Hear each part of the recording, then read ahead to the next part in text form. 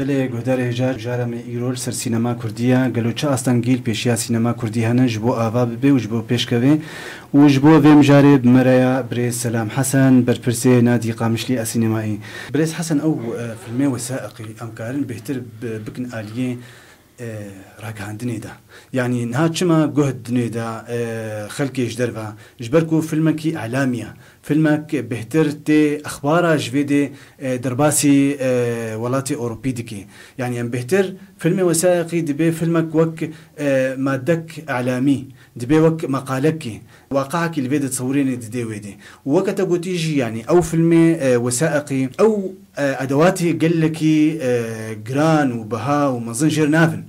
جبروا له ام كارن بيجن انه فيلم وثائقي ناكفي و استاكو ام بيجن والله فيلم كردي بيشتخي فيلم درامي تشما ام نكارن فيلم درامي تشيبكن تشا عواملك ميمناج بو ام فيلم درامي تشيبكن ده سينما وقتها تشيبو كسيجو سينما تشيكرنج امريكيه وش فرنسيه وكذا سينما تشيبو وش بو دعايه وش بو دعايه استعماري او دعايه حربي بالاساس السينما وقتها تشيبو وش بو لو يعني اف مسالتك دي يعني فيلم وثائقي يجي شما بهتر دمشي جبرجو صناعتاي سهلترا وصادقترش فيلم روائي يعني فيلم روائي خيال دوراخ قالك يدت ليزي تحريف الحقيقه كاريستر كيف اخواتشيك يعني فيلم وثائقي شينا بتحريف تذهبي يعني تنقل الواقع مثل ما هو عارفيك بس سينما بالتاكيد سينما يعني السينما وقتها بيجن افكاري هانيك فيديو يا ولا سينما يا ولا تشكديه شروطنا فني جردن سواء تنفيذها شغل داد زوايا كاميرا داد نزيك بونه دور بونه داد عدد كاميرا داد اف شروطي هانيك فيلم وثائقي ده متوفر بس وكا ما قلتي انه يعني قالك تشجر نافن يعني يكتب خو كاري فيلمك وثائقي تشيكي ويا كاري ضمن فريقك تيمك معين ده فيلم خوي وثائقي تشيكي وقال لك باشا انه فيلم وثائقي هنا جوا فيلم وثائقي تكاري كوادري خو بيني يقول فيلم روائي تشيكي بس فيلم روائي كما انا تشينابي يعني ككرشما فيلم روائي كامل يعني وقتها شيء جيب لانه عارف هذا قال لك خورتي كرد مثلا وكا محمد هاي الشامي محمد عبد العزيز فيلم تشيكي مثلا فيلم تشيكي بزماني عربي وبقضية عربية يعني جبرجو او مؤسساتي جو صناع السينما كرد بدنا هفدو وجوار هدفك استراتيجي دايرين وجبوا بفكرنا بسينما كردي كسينما كردية جماعية شنوية نتجمع من الطرفين دي يعني هي هناك هنا في واري كامي سينما كردي تشيكن يعني خلاص سينما سوريا هذا شيء وقتها شيء حلبة بلشي يعني 1908 تقريبا الفكرة سينما حلبة بلشي بري الشامي وتزاني وجودا كردي الحلبة العفريني وبهتر هاي يعني وقال لك يعني تشيكر اساسا لما ساتي اول دين نشكر دابون بس لا فكر انه بيواري ها انه كم سينما كردي تشيكر فكري انه كم سينما تجاري تشيكر سينما والله رئيس سوري تاج الدين حسيني رحلاوي تشون زاكو داري يا فلان محطات ريني شغلان فيلم اوجي نيزيكي وثائقي بو وقتها جو تشيكر درامي يجي باتجاه فنكي بحد داتشين كرني يعني حياته سترانفانك جبروا له براسيل فيدر يعني حتى يعني الشخصي وقت الشامي هات مقامش له قال لك بالام دبو يعني خونك ونروكي از هرم صالك سينما او از ببهيز ما قاش بيقول صالك سينما الجمانين انه والله فلان دولتي فيلمكي جرو جافاي كردستاني تي عرضان ضد مهرجاني ده اخراجاوي جفرا سيناريو جفرا تصوير اضاءه مونتاج كذا بس كاركي برجر انا يعني وإن شاء الله يعني إن شاء الله يتشيب بي بني ما مستا أف كسيكو فيلمين وثائقي تشيتكن بسبورن كارين فيلمات شيكن كسنا محترفن حتى أنا يعني كسيكو مديتيت فيلمين وثائقي ده شغلي وك كاركي مهمة يعني إنه خيا فيلمك وثائقي جمر بشير مثلا أوروبا ياج جهك ياج مؤسسك داعم كسيكو خونا بيها بالسينما ده كسيجو يعني سينما الجم متعبي السينما فنكي برمزنا يعني أنا بجني ده فن حفتا كسي ولو كامن براسي قالكي كامن يعني سينما مجالك يديتا وك فن تشكيلي وك ميوزك وك أي فن جوا فنوني مي نحات كذا سينما غايتك وها يعني فيدك ومتعك خلقي مرة قدمين يعني أفكس يقولوا هي ما نديتنا يعني برجو سينما جيب راسي سينما تشكي قالك زحمتها يعني السينما دواري ولا تيجو أمتى ده قالك جبنا ياوي تشيبو برجو السينما محرضك أساسية سر مسألة أزادية سر مسألة آفاقنا بر مصدر صار صعيدة شخصي وصار صعيدة ملتها يعني بيقولوا أفكسي نظامي جو حاكم بون سر ما يعني دشون يعني غايتها أنه سينما برجع بهلين بيقولوا مثلا بجاري مدد قام شلو ده سينما شهرزاد هبو يا فؤاد هبو يا دمشق هبو يا حداد هبو وكسيمة وأهلي ما ظن دشون ده عادي حاضر دبون ومتابعة عملية عالمي ذكرن وحتى يعني ممثلين وممثلات هي هنجاي شفر دركات نشون شامي كاركنون الأردن وكذا بس يعني في نظامها في سيستمها السياسي أفتش ضد سكني وحتى أنا تبيني يعني هولك سينما القائم شلونينا جبروا له يعني خورتي مد بحجة الصالي بالصالي يعني زعنا السينما شلوه ما شلو السينما تشيبي بريز حسن أف عواملك وسينما آباتكن تدبجي أمكارن سينماك كردي تبيش الروج سينماك باش آبابكن قالوا أف عواملي الجوري نريناتا أف عواملك وسينما كردي آباتكن بيداد بالجمع يعني أمكارن بيجي إنه ممثلك كردي جهاتي هيا سيناريستك كردي جهاتي هيا يكي إضاءة جهاتي هيا يكي جو موسيقى ديني جهاتي هيا تكاري بابدي هفتو دار بيجم تشكي يعني أي كارج كاري فني قالك باشا جو أكاديمي باختصاص بس جو أم فقر نباش كسي جو إبداعك وكذا أنا أكاديمي ويقول أكاديميات نبون أنا الجمع هنا كان نافن هنا مكارنوا بنافدو بس كا أو جهة جو أبدي هفدو كاو مؤسسة فني جو أبدي هفدو سواء نادي السينما أو بيت السينما به أو وزارة الثقافة به جو أبدي هفدو دوري نخشيه ما يبري وأيديولوجيات أو وبارتيا يك وفاتشتدي إنه سينما كردي هدفك كوي ته سينما كذا صبغة كردية هوية كردية ثقافة في ملتي خوني في ملتي تعبا في ملتي تبقى درفي سينيورا يعني هنا الجمع أكيد هنا سيناريست هنا مخرج هنا إضاءة هنا وزاننا يعني أنا هيك وكمال فاج حسكي 50 هتا دركتي مال فاجو كوري كوجا ملتي بانو أو مسألة فني ديكور داخلي خارجي وك يعني هفالك بيشتي هذا أحمد معلال سوريا ديكورا فيلم سوري شتكي وخليجي شتكي وكذا بس إما يعني مالباتا ماني اشتامنينا بريز سلام أب عاملك كو سينما كردي باشكتيا إنه بشتامنينا وكتاغوتي إنه إمكانياتي متننا قالوا قابنها أم دبيجن إنه هناكي سينما كردي بيشتكي أفلامنا سينمائي كردي هنا قالوا مشاهدي كردي هيا سينما يعني براستي وقتها 3 صالي 5 صالي كافي بن يعني كافي زندانك بن دستي دكتاتورية كذا بشي فيش صار جنوب تشكيلو بشتوا ديواري حبسة دركتيا أكيد صعوبات هبن وفيلم هنا وأكبر دليل إنه سينما كردي وملتي كرد ساغة إنه أنا 6 صالين كانوا ب 2011 2004 وقتها ملتي ما رابويا أنا تدبيني كسنا بزماننا دي سينما كردي شديكن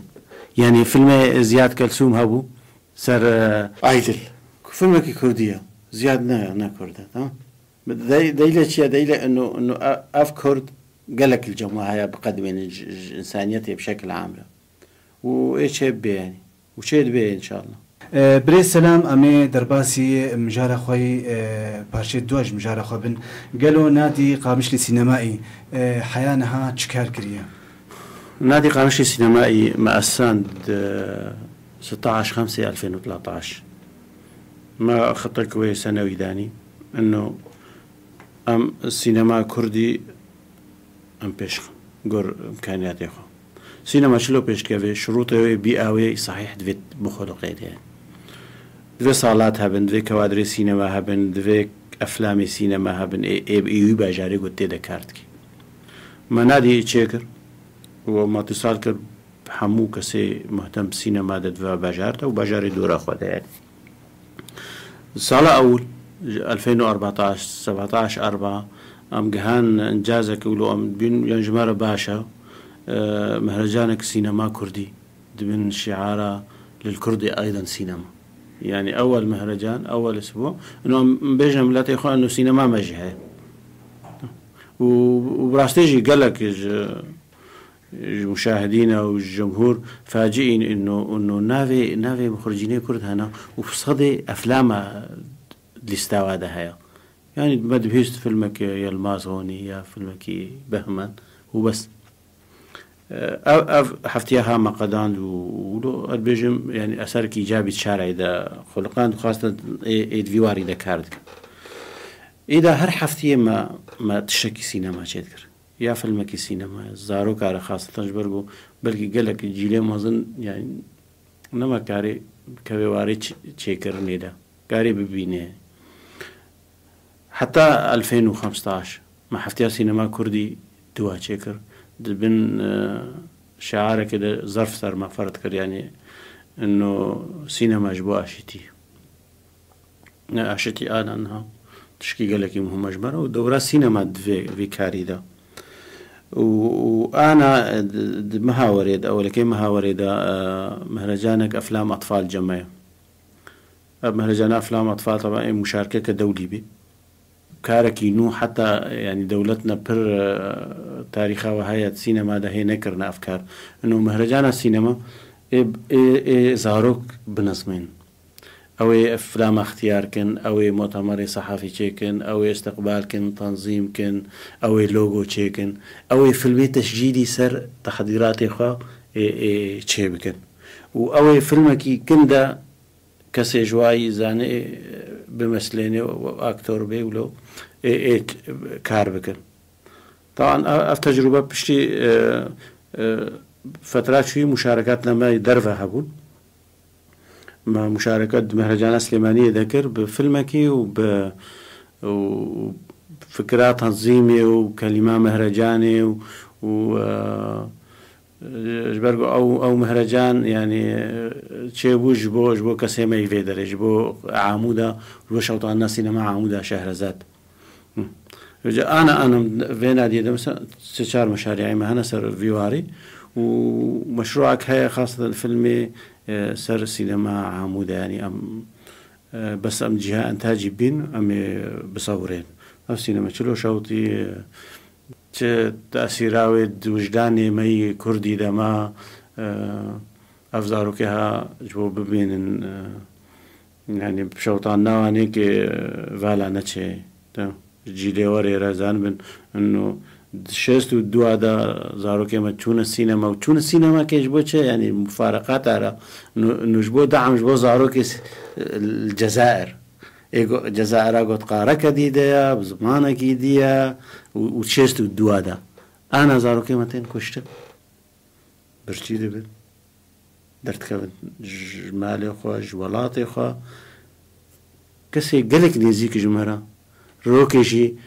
سكنندنك يا اعتصامك يا تضامنك وجداني بوار نكرنا يعني تفدو انه انا شعبي خد بينين وقت بوتي دريا اعلام را دريا تي في را دريا فيلم وثائقي را يعني تشيروك خشرت بيجي زاروك خد صورين بيجي فازم و طياراتنا ما باز ده كذا الى اخره ضمير عالمي ونقي اقليم نحركي زاروك ما عمودت 1906 الدوا ده حاضر دبون تضامن بأطفال الجزائر قالوا وين أثري في كاري خد بينين لسر جواكي لسر بيشكتنا سينما كردي وين بين قوتشتك بيشتك بهن بهن قضية يعني الشعر بيجي بشكل راستي هي يعني شارع مي يا محلي ده باجاري قامشلو ده عامودي ديركي ناو تشتيقوا أم تخوازن يعني ناو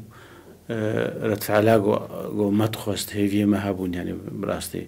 نزعم بلكيش برقو شارع كردي بشكل عام يعني مسيسة يعني قافك ينادي كسي كرد إلا بإعاز أو بتوافق مع إيديولوجية ما يعني بس مع ذلك هنا يعني قالك جارة مثلا يك شعامودي تيل بك والله زيش قرا صالة سينما تقام شو ده يعني بس خرفي صالة شاشة مثلا بينم كم شتكن معقولة من كرد من سوريا أنا من بشكاري كن سينما ونشلو سينما شيء يعني اختار تشاول بينهم قالك كيف فهمتي كسيولو بلهفة تينا جمتا يعني بس نوكا قوام تخازن نوكور هيفيم هي ئاستەنگی هاتنە پێشیاوە عقباتی گۆ پڕوند بینن پێشیا خۆدا ون وەک نادی چنە؟ عقبة مظنيا قو أزد بينم إنه تعتيمك إعلامي هي مقاطعك يعني غير معلنة مؤسسات للأسف مدني وسياسي بجيب تشكي طبيعي يعني أسكارك يدكم آزادية دخازي أسكارك يدكم دجيج ديكتاتوريات أسكارك يدكم قد هيلم ملت سرفراز بي يعني فبين بتشكي طبيعي لو كسيكي قد ديتيا وصي سرفي ملتها وشخصينا ما فهمتك ضيف سكن يعني جارنا مش خورا حنكات كان أم الشارع مدى كذا قيادي هنا يعني وجيراني يعني روكي نقولنا مرحبا وشكاري دكن يا أخي بركب تخريبه دكن ورميز السينما تشيه نينا يعني تعرفيك هذه مسألة إنتاج ودعم مالي تم مؤسسة راعي نينا يعني مع إنه سينما صناعك رابحة يعني فيلمك يشيكي بركي أفل $100,000 بكلفة $10,000 بكلفة $5,000 بكلفة بس دنيا فكر يا جيرة قلت بفروشة وتفيدك يعني تجاريا تبربح الصناعة أف صناعة جمع شنوي أف دعمها شنوي أفجي وتزاني كاري سينما كارك يعني قال لك متطلباته هنا ماديا يعني أف صعوبك قال لك يبرمزنا يعني أمورنا سر أستنجيا بيشياك وتدبيجي تعتيمك إعلامي بسر ما هي قالوا سدمي في تعتيم إعلامي كنا سبب يعني أم بينون دوستي بينين أم يعني نادي ك تمويلك شخصي يعني أما قوم نبجر مستقل وكذا أم كسن حج سينما ديكن وأم نادي شيتكن كس نكت يا في قناعتي ده إنه كسن معقولة وري بريخو صرف كي سر كاركي ثقافي روشنبيري كذا نكت في قناعتي برجو أو وشكرنا يعني للأسف فساد قوتشي ويا وجه الآخر لنظام بيني متكون كتب سياسة شغلة يعني ده مؤسسة مدني ببي دكان للارتزاق يعني از كاري مدني كم بس جو از فيدا ما ظنج مربي بس امنا علمينا انه ام تشكيش ولاطي وخرب قدمين شو صار الدكتاتورية دائما فقرين مش دكتاتورية هيلي انه دائما برسا ما انه كافي ولاطي تشيج مر قدمان ديا نازل تشيج ولاطي را قدمين وافكس افتشتهيلي ام قالكي باش كافين يعني بر كان وسائل اعلامي هنا تلفزيوني ما هنا جرادة ما هنا وسائل اعلامي قشهن اخر شيء صفحات التواصل الاجتماعي از لاحظين انه او نكزا جوج هيفاء وهابي رددت نكز او لايك او كذا باشا من جيرانيتن ام تشكي باشر تقدم از هيلم زاروكي ما ناسكن مثلا فيلم سينما تشيا ناسكن ميوزك تشيا زانبن صبا هرنا جامعة كيش خورا زان من اختصاصاتنا ديهنا ديكور داخلي هيا دفاوارا دبكا لايكا كي نادن نتغطية داكن وتشي غريبة يعني از بيجي بوي آلي تاني فكري بامي قلت ما أم شاشت شغلا يعني نما أقول أفجفكها قش غلطة وتصحي بس وقتها الصبح يدرابم جملة مثلا هدى إبراهيم مونتي كارلو دي شغليت بيجي سلام از قالك كيف خوش از خوازم زاد اشبكم تشلو تنادي القامشلو داعش نزيكيتا وهزنا عسكري دزكي ومطاري قامشلو نزيكيتا وتاليت استاذي يعني وظيفه كتاها وكذا تفكاري هذيك وتكاركي احترافي بروفيشنال يعني ولو صوت امريكا ليلى حسيني مثلا كسن اختار دنجي مجهاور اختار كاري مجهاور وامكانياتنا بسيط يعني صفحة فيسبوك او ما شابه يعني نما معقولة جيراني مي يد بينا هتا مدى او بين حسابي اما يعني اذا نوادكم باختصار يعني بري السلام بري دمكي كومينا فيلم سينمائي كردي تشيبو ريفبريا خسر اداره ذاتي اف كوميناها افاكر قالوا تشتكي لي بورا كرن هانوا جوا برسين كأم بفرج تشتكي ولا بكن جبركو ون ناديا بيشي قول قامش لبراسي والدبري تبدا ون افابونا وكسيكو بسبورت في واريدا ونتني هننها البرشاف قالوا تكلي بورا بكرن براستي أنا أفكو من نو تشيكرنا ونبهستي تفاصيلي قالكي بس اختار نادي تشيكر ما بشخصي خو وهذالي خو ما رسالة وجهان حمو قوي موجود باجاري مدى بغض النظر صار خلفية واي سياسي مجوار وجهان ومشونا جموا شخصي وما قلت أمي فين هذه تشيكن وأم استعداد جمعها بالتعاون وبالإشراف يعني حتى تحت إدارتكم إذابتكم يعني إذا فيكم تقدموا شيء يعني في معنى ما قلت أوانيك وكسن أفكم من شيكر أس شو بجماش قلت أوان وأمكارك هذا تخاز قول وش تخاز الجوي كاري يعني إم شخصي أز كاتب سيناريو ما وجارنا إخراجتكم أجمر مهمة بس تخازم ملتي مش تخازم زارو كم زان بالسينما تشير برجوا زانم سينما متعة وفائدة جملة ترى قدمي يعني السينما فعلك قيم جمالي درس خيني فعلك تحريضية على الحرية على آفاق أخرى للحياة يعني وكشي عراقو مداني بأنه سينما حياة الحياة جميلة وانتو شفل ما وانتو خازن درخن يعني مو شفل ما كردي بس تواسمتر شتا بيجوي بيج كردي أوروبا بيج كردي أستراليا بيج فيلم كردية قضية إنسان كردي طرح ذكي أز بيرم يعني بركز نبى إيديولوجيا يربم بس أز تصوير يرما أز كان فنانة رما يا ممثلة أو يا ممثل أز وحزنات شعبي ما كردا تشكا طنبورة وهذا دعزفة وهذا أف موجود من إم شرط سر سينما كردينينا وصادفت الشكابو إنه هندي 2014 ده خرجت بي كردها بهمان قبادي فيلم كشي كربو القصيدة الأخيرة أو موسم الكركدن موسم الكركدن فيلم كي يعني سينمائي رائع قصيدة شعرية باختصارية وقالك ممثلي يعني وكا مونيكا يا إيطالي بيدا مشاركة فيلم كي رائع مقلت والله مثلا أف جائزة ستانديو أم كانوا مثلا في عرض كان بخازن اوف شما تأفلم اختيار كريم يا اخي نافل تفلمك بدا ما بربر اخي دعائي بيج بارتي ارترج كذا بس انا مو كردي قناتي بيجي شما تأفلم اختيار كريم مقشر بيج مخرج كرده كاتب كرده قد يك كردي تعال جينا ويعني اوسر شعرك كردي ايراني وصار بيركاوي وكذا والى اخره انا هم قلت از ت اريكاريه بتر شرورنا قدمين وتتعاوني بترناك بينا خفراك از نهت متى اريكاري جبر قدمين از هاتما از اريكاري شر قدم از فيلمك الجمهور ترى قدمين يعني تستقطاب جمهور كمانت دعاتي بارتي اخر تفاصيل يعني اهدافي قلت دانينا قلت نا افلمنا مقبوله كلهم قلت باشا افلمنا مقبوله فيلمك دي قلنا طالما تافلمنا قانينا لو أنا أفلم تشبه مسألة تاوي أفلم أري حالك شخصي معالجتك شعارك كذا حبسيدة كذا بس إسقاطاتي وخلفية سياسية هي إنه أفلم الإيراني تشويه أفلم ده هذا ملالي هذا تشويه ولاية الفقيه ده تشويه دفتر في جواب بشكل كينام مباشر يعني وبالتالي في جهة رفض كده يعني طب باش تشبه يعني تشتري إيراني تشتري ما أنا أم ملتكي بندستن أم أزادية خوازن جارك يعني أم ما حج نيلسون مانديلا كر جبرجو آزاد بو ما حج ياسر عرفات سر تشتوي وشغاينه ويقالك ينبه جارنا جبرجو ملتكي بندسته يعني مل الشخصية ياسر ميزان مل ملتي فلسطيني وفقيرة ميزان أنا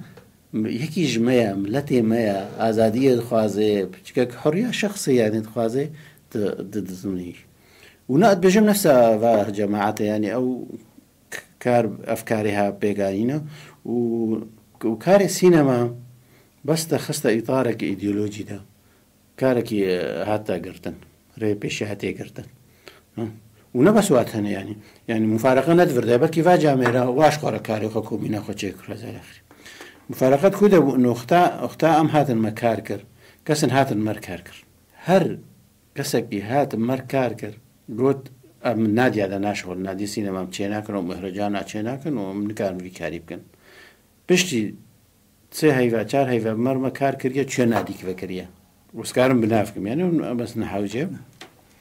هر ده سي هيفا كاري خو نادي چه كرنا وكذا وسكنينا جبرجو نادي السينما فن عموما بقرار سياسي جينا فن وجدان إنسانك حر جردي